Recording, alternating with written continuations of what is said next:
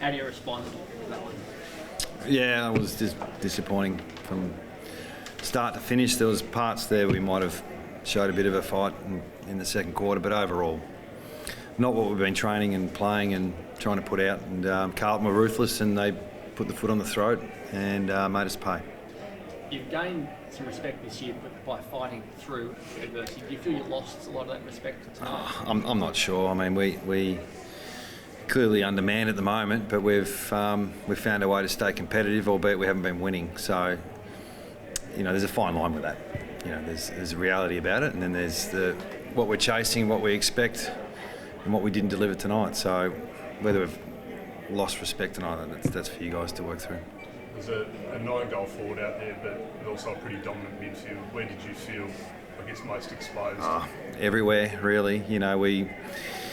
The weaknesses we had with personnel were exposed from very early on, and we've been really trying hard to compete around the contest and stoppages and contested possessions and ground balls, those things where we value, and we got exposed, for most of the night, albeit we probably didn't get blown away, and the biggest stat was probably contested marks. We couldn't take one, and they took plenty, so I think it was -12. So there's a bit of personnel with that, but there's also just not good enough. With the Curnow matchup, what were you working through in the box to try? I laugh, I shouldn't, but he's just a tough player to match up, one of the best at times, and we're undersized, so it was probably more about up the ground and what we could do to deny the easy supply, and we got worked over in transition, and we started to fall off the ball a little bit.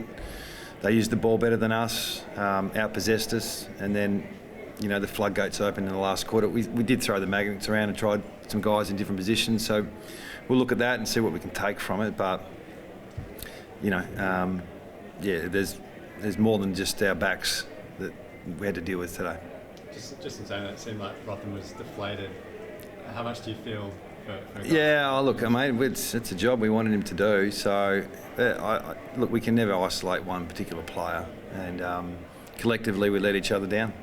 So, and it's, for the most part this year, there's been a quarter here, a quarter there, but we've found some resilience about the group, in particular since the Fremantle game, and we got tipped over today. But that's going to happen, unfortunately, for where we're at the moment.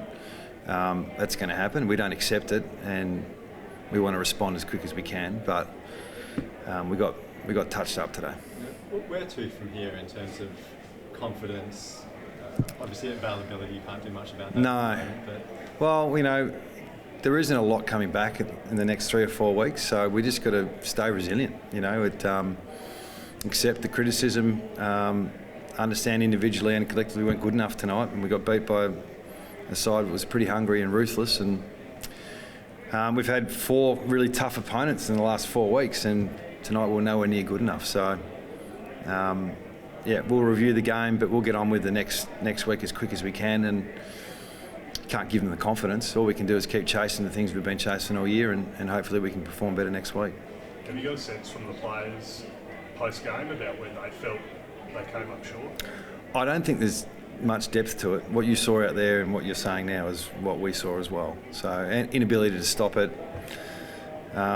was a challenge for us up in the box, and for the players as well. So, we don't have to dig too deep on this one. We were out-hunted.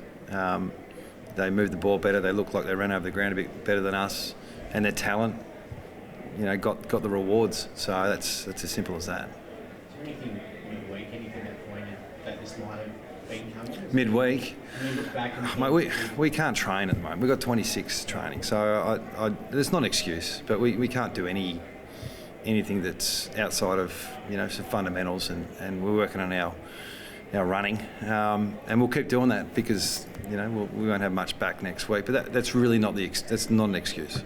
So mindset's really important. So how we respond, and we've been dealing with this for a long time, especially our leaders. So we had 3 or 4 leaders out of our leadership group play tonight, and we need to galvanise and stay as strong as we can. And criticism will be there, and that's our industry. So I'm not hiding away from it. So it's all about next week now.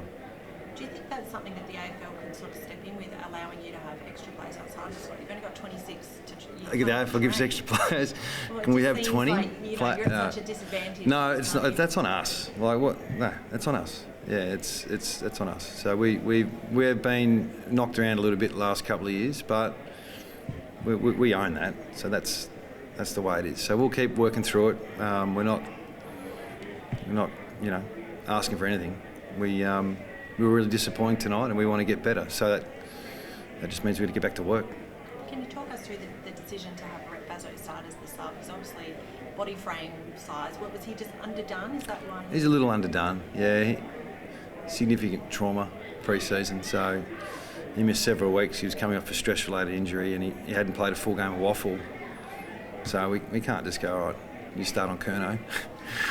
So, and then he got a head knock tonight, unfortunately, and he'll be unavailable next week. So, yeah, unfortunate for him, but it's a little bit unfair to point the finger at our first and second year players. I mean, they're doing everything they can, and they're really holding up as best they can, and we've got to try and get through without breaking them down, and that's our next challenge, because there's obviously there's not much we can lean on, but that's just the way it is.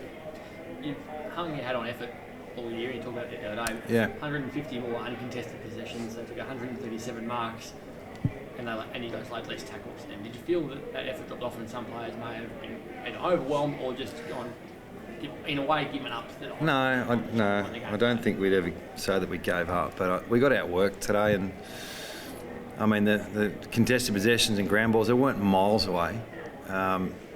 But they transitioned a lot better, and their system and method was better than ours, and we collapsed back in on some of the things we were doing in the past. So I'm disappointed. I'm not surprised, but the way the game blew out was really disappointing.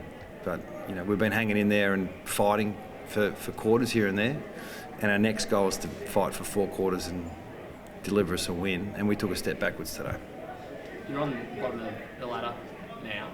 I know it's a long way until the end of the season. With the list the way it is at the moment, are you concerned this will be where you'll sit for the remainder? Sorry? You're on the bottom of the ladder at the moment, and given you're not getting more... You're right about that, I'm sure. Look, that's just where we're at. We've got 17 players unavailable at the moment, so the list is pretty hard to judge at the moment, wouldn't you think?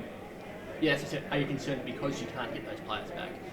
This is your lot for the year now? No, we'll get him back. We'll get him back, but just not the next few weeks. So we just deal with reality, really. So not what might happen, it's just what's happening. And what's it like for you, where what you're coaching, you're just kind of handcuffed at the moment, because what you're coaching with the availability that you've got, you just can't let it shine through. What was it like for you personally? I think we've taken steps forward. I really do. And today is not a great time to say that, but we know what our good looks like. We've got an identity we're chasing that's not there today. But when we see it, we reward it, and when we don't see it, we critique it and we get better. So that's what happened today, and unacceptable, not good enough, not happy. We need to be better, but we are aware of the big picture as well. So a leg injury for Samo? I think it's just a significant corky, so we're hoping he might be okay. I don't think anyone else is presenting as too bad at the moment. I think Shannon Hearn might have a bit of whiplash, but he was fine. That mark he took. Outside of that, I don't think we're too bad. TB said Bazzo had a head assessment. Is that wrong? Yeah, he'll be out next week. He'll be out next week. Yeah, unfortunately. With concussion or? I don't think he passed the test, did he? No. So he'll be unavailable. So. What's it like having someone like Shannon Hearn come back into the side and put his body, you spoke about that, Mark, put his body on the line like that? He's a veteran of your club who's been around for so long. And yeah. He's still out there doing that in a loss that... Well, yeah, he's a special person, Shannon, so he obviously sees what's going on at the moment, and he's trying his best to help us. So we obviously appreciate him for who he is and what he's done for us, but he never gives up. And he prepares the same way every week. He recovers the same way every week, and he's unflappable. So he'll be fine, and he'll give us everything next week. When you had 26 this week and now you've lost more tonight and you've got a waffle game tomorrow, how do you make sure you've got numbers next week?